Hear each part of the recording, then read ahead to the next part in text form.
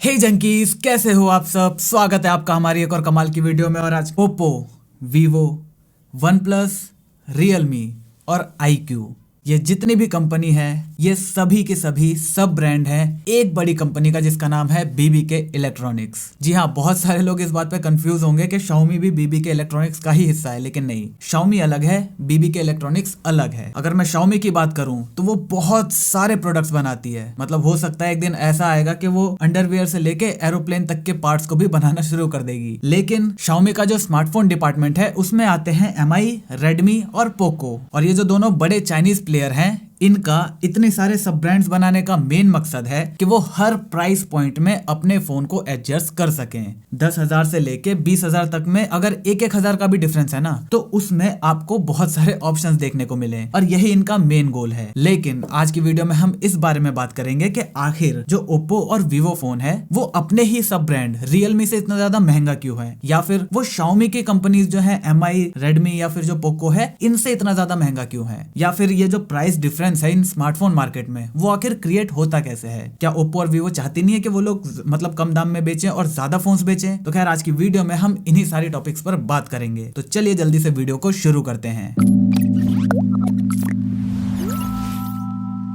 अगर मैं बात करूं शुरुआत से, तो सबसे पहले यहाँ पर हम सबको पता है नोकिया का राज था। उसके बाद जब एंड्रॉइड आया तो धीरे धीरे सैमसंग ने अपना मार्केट शेयर कब्जाना शुरू कर लिया। लेकिन उसी टाइम पर जब धीरे धीरे एंड्रॉइड फोन्स आ रहे थे तो धीरे धीरे चाइनीज प्लेयर भी इंडिया में आने लगे और वहीं पर MI और ओप्पो, वीवो की एंट्री हुई। अब MI का सीन क्या था, वो पूरा ऑनलाइन में खेल रहे थे। लेकिन जो ओप्पो और वीवो थे उन्होंने अपना बहुत ही ज्यादा पैसा, मतलब बहुत ही ज्यादा पैसा उन्होंने लगाया अपनी एडवर्टाइजमेंट करने में और अपनी होर्डिंग्स लगाने में। मतलब कुल मिलाकर सारा का सारा जो मेजॉरिटी ऑफ पैसा था उनका, वो उन्होंने लगाया मार्केटिंग डिपार्टमेंट में। और अगर मैं उनके पर्सपेक्टिव से देखूं तो उन्हें दो चीज लगी होगी। या तो उनका प्योर मकसद ये रहा होगा कि जितने भी नए फोन्स आएंगे वो लोग ऑनलाइन मार्केट को टारगेट करेंगे, क्यों ना हम ऑफलाइन को टारगेट करें। या फिर दूसरा ये भी ऑप्शन हो सकता है कि वो लोग ये सोच रहे होंगे कि यार ऑनलाइन जो मार्केट है वो इंडिया में इतना ज्यादा बढ़ेगा नहीं, क्योंकि लोग ऑनलाइन पर भरोसा करेंगे नहीं, तो हम क्या करते हैं, हम ऑफलाइन मार्केट को अपना टारगेट बनाते हैं। तो ये दो मेन रीजन हो सकते हैं ओप्पो और वीवो ने ऑनलाइन मार्केट की जगह ऑफलाइन मार्केट को अपना टारगेट चुना। तो अब यहाँ पर जैसा कि मैंने आपको बताया, उन्होंने आमिर खान हो गया, दीपिका पादुकोण हो गए, जितने भी बड़े सेलिब्रिटीज थे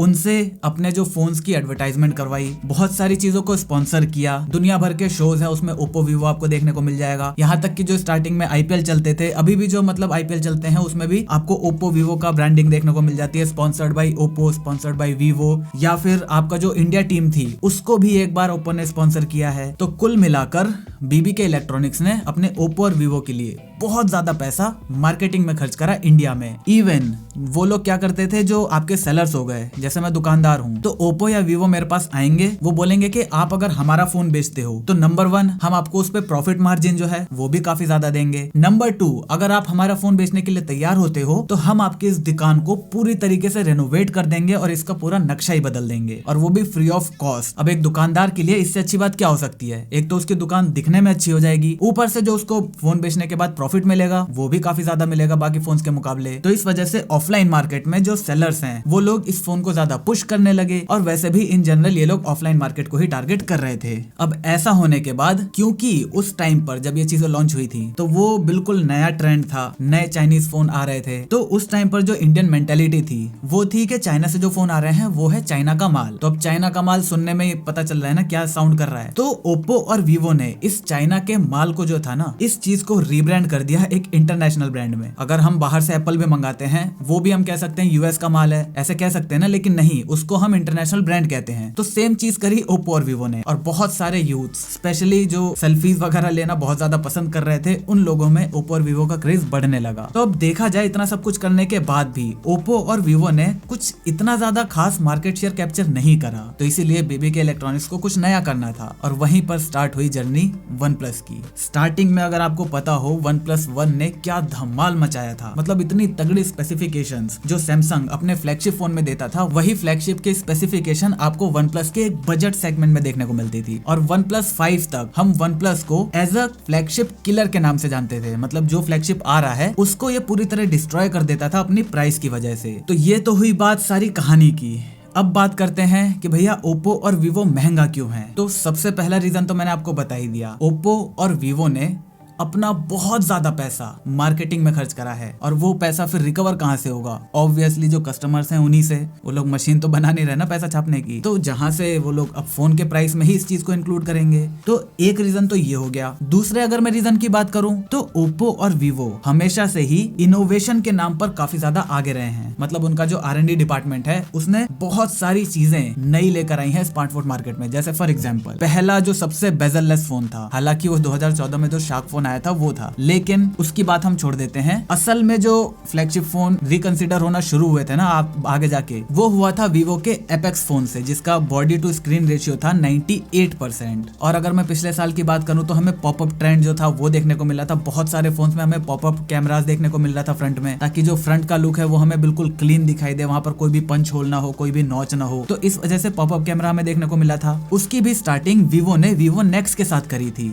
तो कुल मिलाकर मेरा कहने का मतलब ये है कि भले ही वो चीजें सक्सेसफुल हो या फिर ना हो, लेकिन उसको बनाने में टाइम जाता है, उसको बनाने में पैसा जाता है, रिसर्च और डेवलपमेंट जाती है, और ये रिसर्च और डेवलपमेंट का पैसा भी ऑब्वियसली कस्टमर से ही लिया जाता है। तो अब यहाँ पर हम OnePlus की बात को बिल्कुल साइड में छोड़ देते हैं, iQOO की बात जो है उसको भी बिल्कुल साइड में छोड़ देते हैं। ये दोनों को मतलब ये दोनों एक तरह से लगभग सेम से ब्रांड है। OnePlus क्या है, था वो पहले फ्लैगशिप किलर, लेकिन धीरे धीरे वो खुद फ्लैगशिप की तरफ बढ़ता जा रहा है। और इवन जो उसके CEO हैं अभी के, उन्होंने ये अनाउंसमेंट कर दिया है कि OnePlus के फोन्स किस में पीछे रहते हैं, मोस्टली कैमराज में। उसके कैमरा इतना ज्यादा अच्छे नहीं होते, लेकिन अब वो लोग बहुत ही ज्यादा इन्वेस्ट करने वाले हैं अपने कैमरा सिस्टम पर। तो आने वाले जो OnePlus के फोन्स है उसमें आपको कैमरा बहुत ही अच्छा देखने को मिलेगा। लेकिन मैं अभी इसको साइड में रखते हैं, और OnePlus और iQOO ये इसको हम किसी अलग वीडियो में डिस्कस करेंगे। बात करते हैं हम अगले ब्रांड की जो कि BBK ने लॉन्च करा, वो था Realme। अब Realme जो था वो टारगेट किया गया था सिर्फ बजट कस्टमर्स के लिए। उसके फ्लैगशिप फोन्स आपको देखने को नहीं मिलते। इवन जो flagship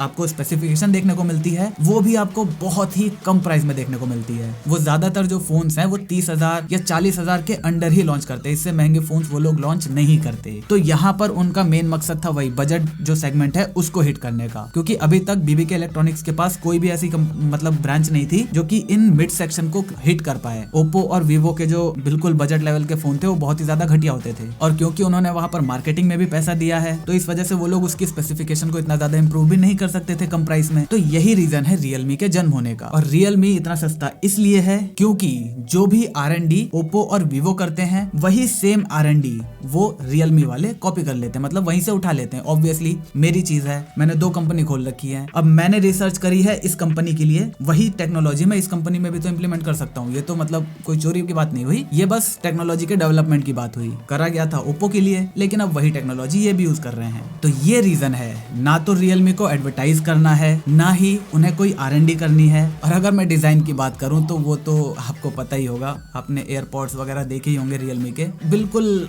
inspired from some other company. तो इसी वजह से Realme अपने फोन्स को इतना ज्यादा सस्ता बना देता है। साथ ही साथ ये जो Realme के फोन्स हैं इसके अंदर जो UI है, इस UI में ही आपको एड्स भी देखने को मिलते हैं, और यही एड्स का पैसा Realme के पास जाता है, जो कि एक तरह से कम दाम में वो लोग फोन बेच रहे हैं, तो जो प्रॉफिट कमा रहे हैं वो लोग इस तरीके से भी कमा रहे हैं। और वहीं अगर मैं बात करूं Xiaomi की, तो Xiaomi तो ऐसा नहीं है कि वो इनोवेट नहीं करता, वो R&D नहीं करता। उसका MIUI लगभग दुनिया में बहुत ज्यादा फेमस है, और उसके बाद जो उसके Mi Mix वगैरह आते हैं तो इसका मतलब वो लोग डिजाइन में भी काम करते हैं। तो फिर MI इतने सस्ते में अपना फोन क्यों देता है? तो यहाँ पर वो सबसे बड़ा पैसा जो अपना बचाता है वो बचाता है एडवर्टाइजमेंट में। MI के एडवर्टाइजमेंट ओप्पो और वीवो के सामने ऑलमोस्ट ना के बराबर है, और इनिशियली उन लोगों ने डायरेक्ट ही ऑनलाइन मार्केट को टारगेट करा। अब ऑनलाइन मार्केट को टारगेट करने का सबसे बड़ा एडवांटेज ये होता है कि उनको अपने फोन्स को डिस्ट्रीब्यूट करने में जो पैसा लगाना है वो भी नहीं लगाना पड़ता। अब मान लो कि आपको 100 मिलियन फोन है पूरे इंडिया में डिस्ट्रीब्यूट करना है लोकल स्टोर्स में, समझ रहे हो कितना ज्यादा पैसा लगेगा उसमें। वहीं पर अगर 100 मिलियन फोन्स को आपको पूरे इंडिया में अगर बेचना है तो आप 10-12 अगर पूरे कंट्री के अंदर भी 10-12 या जितने स्टेट्स हैं उतने हर स्टेट में अपना एक वेयर हाउस भी खोल देते हो ना, तो भी आप इजिली वहीं से अपने फोन को अपने कस्टमर्स तक पहुंचा सकते हो। तो ये जो डिस्ट्रीब्यूशन कॉस्ट है ये भी काफी बड़ा फैक्टर प्ले करता है अगर हम बात करते हैं मास प्रोडक्शन की, बड़े नंबर की अगर हम बात करें तो। और दूसरा रीजन अगर हम बात करें Xiaomi की, कि ये बहुत ही ज्यादा कम प्रॉफिट पर अपने फोन्स को बेचते हैं, ऐसा उनका कहना है। अब अगर हम इसे सच मान भी ले तो 5% पर अगर वो लोग प्रॉफिट अपना लेते हैं, केवल 5%, तो ये भी एक जस्टिफाई करने वाला रीजन बन जाता है कि हाँ Xiaomi के फोन इतने ज्यादा सस्ते क्यों होते हैं, क्योंकि वो लोग प्रॉफिट मार्जिन को बहुत कम रखते हैं। साथ ही साथ एडवर्टाइजमेंट जैसा Realme में आपको देखने को मिलता है, सेम ऐसा आपको यहाँ पर क्या है, आपको जैसे आपने एक तो नंबर 1 जो प्री इंस्टॉल्ड एप्स आते हैं वो आपको पैसा देते हैं। जैसे फॉर एग्जांपल MI के फोन्स में आपको नेटफ्लिक्स देखने को मिलता है, तो अब नेटफ्लिक्स ने MI को पैसा दिया होगा कि आप अपने फोन में ये डाल के दो। तो जैसे कोई भी नया फोन लेता है, अब जरूरी थोड़ी उसको नेटफ्लिक्स देखना हो, लेकिन अगर एक बार को मान लो उसके फोन में इंस्टॉल्ड है तो वो एक बार को सोच सकता है कि चलो हाँ यूज करके देख लेते हैं उसमें क्या है, तो वो सोच सकता है। तो वो जो सोच पैदा करनी है ना, इस वजह से प्री इंस्टॉल्ड एप्स वो लोग अपने फोन में डलवाते हैं और वो पैसा देते हैं वो लोग Xiaomi को। साथ ही साथ जैसे ही आप Xiaomi के फोन में कुछ भी मतलब डाउनलोड करते हो, उसको इंस्टॉल करते हो, तो उसके बाद वहां पर एक और स्क्रीन सामने पॉपअप होती है जिसमें आपको एक ऐड देखने को मिलता है। तो ये जो सारा पैसा है, ये पैसा आपके फोन की इनिशियल प्राइस जो है उसको काफी ज्यादा डाउन करवा देता है और इस वजह से MI के फोन भी आपको Oppo और Vivo के मुकाबले काफी सस्ते में देखने को मिलते हैं। अगर मैं सिर्फ बात करूं एडवर्टाइजमेंट की, तो Xiaomi अपना 8% का प्रॉफिट सिर्फ एडवर्टाइजमेंट से बनाता है। तो अब आप खुद ही सोचो कि ये कितना बड़ा फैक्टर है। तो अगर मैं आपको मोटा मोटा बताऊं तो मार्केटिंग, एडवर्टाइजमेंट, R&D और एड्स, जो इन UI एड्स हैं या फिर ब्लोटवेयर जिसको हम कह सकते हैं, ये 4 ऐसे फैक्टर हैं जो आपके फोन को सस्ता और महंगा बनाते हैं। तो बस इसी में अगर आप चाहो तो डिस्ट्रीब्यूशन को भी ऐड कर सकते हो। तो बस मुझे उम्मीद है आपको वीडियो समझ में आ गई होगी। अगर आपको वीडियो पसंद आए, वीडियो को लाइक करना बिल्कुल मत भूलना। अगर इस पूरे चीज में आपको कुछ भी समझ में नहीं आया तो नीचे कॉमेंट कर देना। हमारे बहुत सारे दोस्त ऐसे हैं जो कमेंट में ही उसका रिप्लाई दे देते हैं, वरना मैं भी ट्राई करूंगा जितने भी सवालों के जवाब आपको कमेंट सेक्शन में दे सकूं, या फिर हम संडे में कुछ Q&A में पिक कर लेंगे क्वेश्चंस को। तो बस मुझे उम्मीद है वीडियो पसंद आई होगी। वीडियो को लाइक कर देना, चैनल को सब्सक्राइब करना बिल्कुल भी मत भूलना, क्योंकि हम ऐसे ही ज्ञान बांटते रहते हैं। जय हिंद, वंदे मातरम।